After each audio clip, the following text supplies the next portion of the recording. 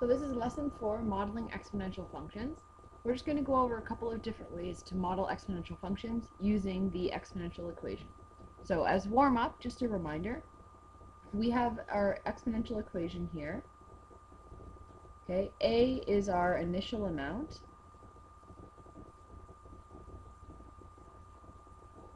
Or starting amount. B is our growth or decay ratio.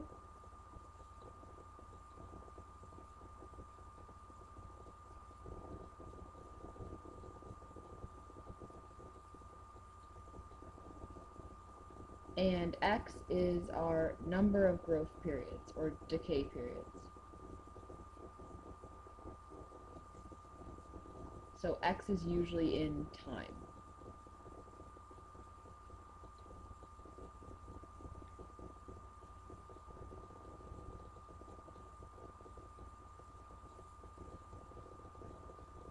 Okay, so for example, if we have a equation or an example where we have bacteria that's doubling every 3 hours, and the initial population is 36.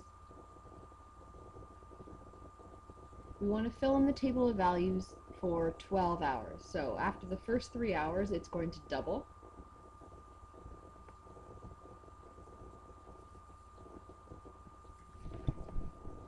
Okay, and then after 6 hours, so after another 3 hours, that's going to double as well.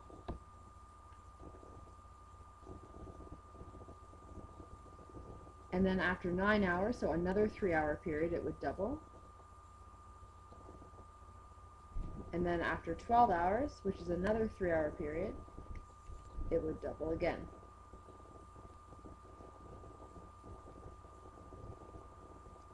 So question B says, how many growth periods are there in 12 hours? So that's just saying, how many times does it double in the 12 hours? So in this case, 1, 2, 3, 4, right? So there are 4 growth periods.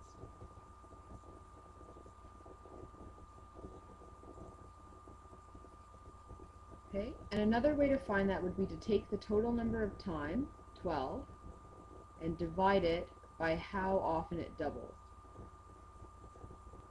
Okay, so we could find how many times it doubles by taking the total time and dividing it by how many times it doubles.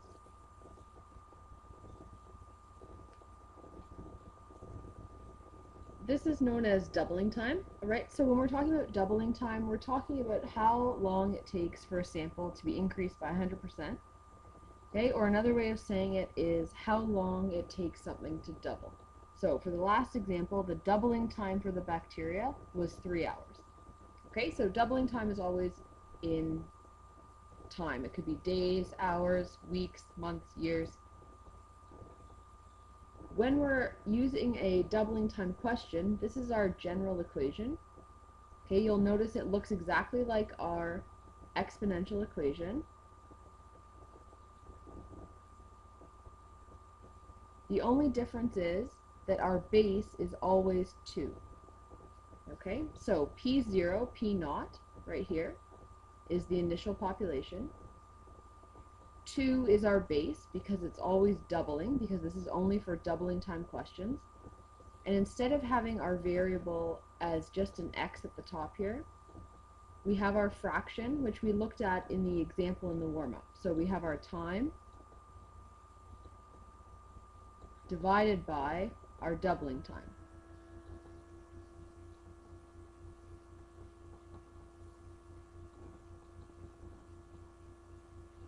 Okay, so P0 is the initial value, the initial population. Usually for these questions it's bacteria or people. Okay, the time is T and D is the doubling time. And the only tricky part with this is that D and T have to have the same units.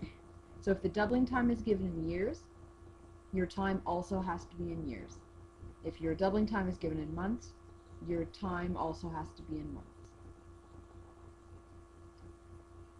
Okay, so we have the number of bacteria in the petri dish every 3 hours. If the initial population was 36, what would the equation be? So when we're writing our equation for doubling time, we start with P for population. So instead of using Y, we use a P. and then our initial population, which is 36. Our base is going to be 2 because it's doubling time. And in our exponent, we're going to have t divided by our doubling time, which is 3. Okay, so now we can use this equation to solve for different populations at different times. So in part B, we're going to determine the population after 12 hours. We already did this in the warm-up, so we know the answer should be 576. We're just going to use the equation to solve for our population instead of making a table of values. So I have my equation here, P equals 36, base of 2, and instead of t, I'm substituting in 12 divided by 3. So you can punch this into your calculator all at once if you have a calculator that types. If you want to simplify it first, you can. So you could simplify your exponent first, so 12 divided by 3. And when you're putting this in your calculator, remember that you're using BEDMAS, so if you are typing it one step at a time, make sure you do your exponent first.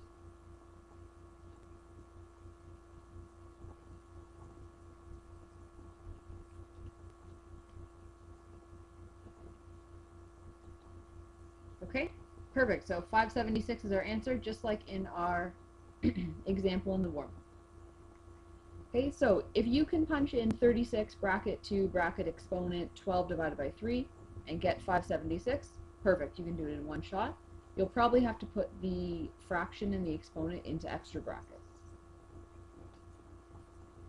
Alright, another type of question we could have with exponential functions is half-life. So half-life is the opposite of doubling time. Half-life is how long it takes to reduce in half. So instead of how long it takes to double, it's how long it takes to divide in half. And half-life questions are usually chemistry questions because half-life is how long it takes a chemical to reduce in half. Okay? So here's our equation. It's the same as doubling time. We use m instead of p because usually these questions are talking about mass, not talking about population. But everything else is the same. We have our initial mass, our starting amount right here. Okay, at the top we have time. And if you want, you could write an H here instead of a D for half-life. It doesn't matter, it's the same equation.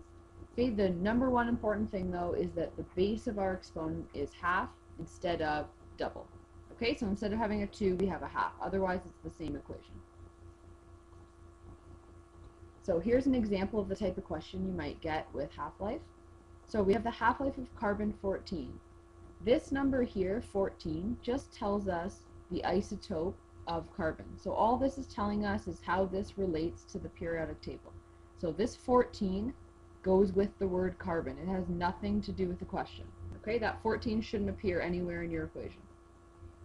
Alright, so it says the half-life of carbon-14 is 5,370 years. We want to make our equation for that, and it says we want to use t as our number of years.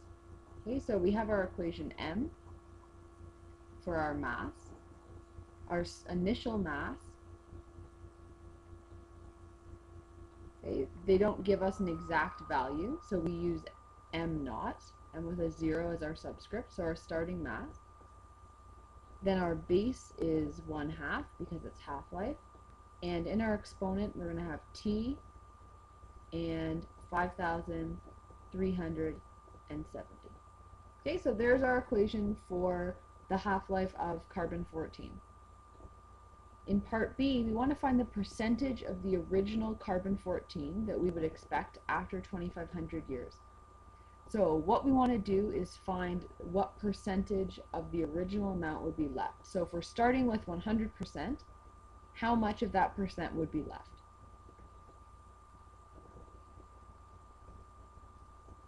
Okay, so we can start with 100 here. That would be our 100 percentage. Or you can start with a 1 because 1 is 100% divided by 100. Okay, it doesn't matter. Either way, we're going to get the same answer. Our base is 1/2, and we have 2500 in for t and 5370 as our half-life. So what we can do is we can put that into our calculator, just making sure that you're doing the BEDMAS in the right order. So you're doing your exponent first and then multiplying.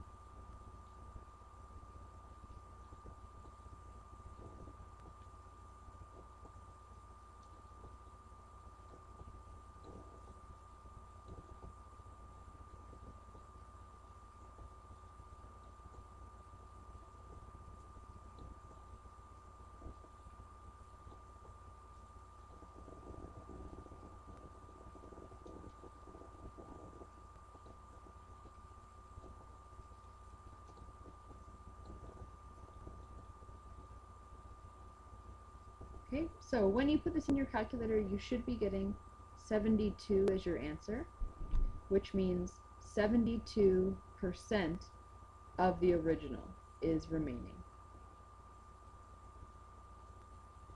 So whatever our original mass is, we don't know, but 72% of the original mass will be remaining.